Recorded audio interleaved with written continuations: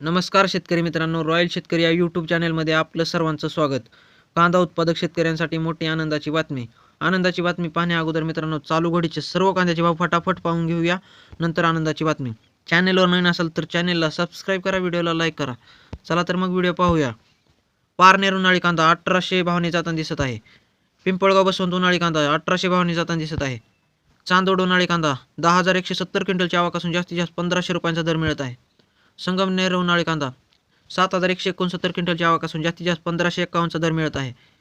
कल्याण number 1 जातीचा कांदा 3 क्विंटलची आवक असून जास्तीत जास्त 1500 रुपयांनी जाताना दिसत आहे. कामठी लोकल कांदा 20 क्विंटलची आवक असून जास्तीत जास्त 2010 रुपयांचा दर मिळत आहे. मंगळवेढा लोकल कांदा 216 क्विंटलची आवक असून जास्तीत जास्त 1500चा दर मिळत आहे. वडगाव पेठ लोकल कांदा 260 क्विंटलची आवक असून जास्तीत जास्त 2000 रुपयांनी जाताना दिसत आहे.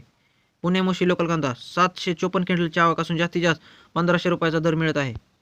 पुणे पिंपरी लोकल कांदा 3 क्विंटलची आवक असून जास्तीत जास्त 1500 रुपयांनी जाताना दिसत आहे. अमरावती फळ आणि भाजीपाला लोकल कांदा 370 क्विंटलची आवक असून जास्तीत जास्त 2400चा दर मिळत आहे. हिंगणा लाल कांदा जास्तीत जास्त 2000 रुपयाचा दर मिळत आहे. सोलापूर लाल कांदा 14,681 क्विंटलची आवक असून जास्तीत जास्त 1850चा भाव मिळत आहे. शिरूर कांदा मार्केट 1504 क्विंटलची आवक असून जास्तीत जास्त 1600 रुपयांचा दर मिळत आहे. दौड केडगाव 3058 क्विंटलची आवक असून जास्तीत जास्त 1700 रुपयाचा दर मिळत आहे. चंद्रपूर गंजवड 290 क्विंटलची आवक असून जास्तीत जास्त 2500 रुपयाचा भाव मिळत आहे. कोल्हापूर 3,685 क्विंटलचा आवक असून जास्तीत जास्त 1700 रुपयांचा दर मिळत आहे. तर मित्रांनो, आता पाहूया आपण आनंदाची बातमी. अतिवृष्टीचा फटका 8 जिल्ह्यांना 74 कोटींची मदत.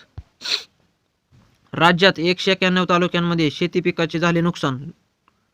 राज्यात जून ते ऑगस्ट दरम्यान झालेल्या अतिवृष्टीमुळे झालेल्या पिकांचे नुकसानीपोटी शेतकऱ्यांना 73 कोटी 91,46,00,000 रुपयांची मदत जाहीर केली असून तसा शासन निर्णय शुक्रवारी जारी करण्यात आला. कोकणातील रायगड, रत्नागिरी, सिंधुदुर्ग, विदर्भातील नागपूर, वर्धा, चंद्रपूर, हिंगोली आणि सोलापूर या 8 जिल्ह्यांतील बाधित शेतकऱ्यांचे थेट बँकेत खात्यात ही मदत जमा केली जाईल. कोकण विभागातील रायगड, रत्नागिरी आणि सिंधुदुर्ग जिल्ह्यातील बाधितांना 37,40,000 रुपये, तर नागपूर, वर्धा, चंद्रपूर, हिंगोली आणि सोलापूर जिल्ह्यातील बाधितांना 73,54,03,000 मदतीचा समावेश आहे. अतिवृष्टीमुळे राज्यातील 21 जिल्ह्यांतील 191 तालुक्यांमध्ये शेती पिकाचे मोठे नुकसान झाले आहे. या काळात झालेल्या पावसामुळे 654 पेक्षा जास्त महसूल मंडळातील खरीप पिकांचे नुकसान झाले. यामध्ये सोयाबीन, मका, कापूस, उडीद, तूर, मूग यांचा समावेश आहे. तसेच अतिवृष्टीमुळे शेत शिवारात दीर्घकाळ पाणी साचून राहिलेले भाजीपाला, फळ पिके, बाजरी, ऊस, कांदा, ज्वारी आणि हळद या पिकांचे विविध जिल्ह्यात मोठ्या प्रमाणात नुकसान झाले आहे. रक्कम मिळेल थेट बँकेत. नैसर्गिक आपत्तीमध्ये शेतकऱ्यांना पिकांच्या नुकसानीपोटी दिलासा म्हणून भरपाईची रक्कम दिली जाते.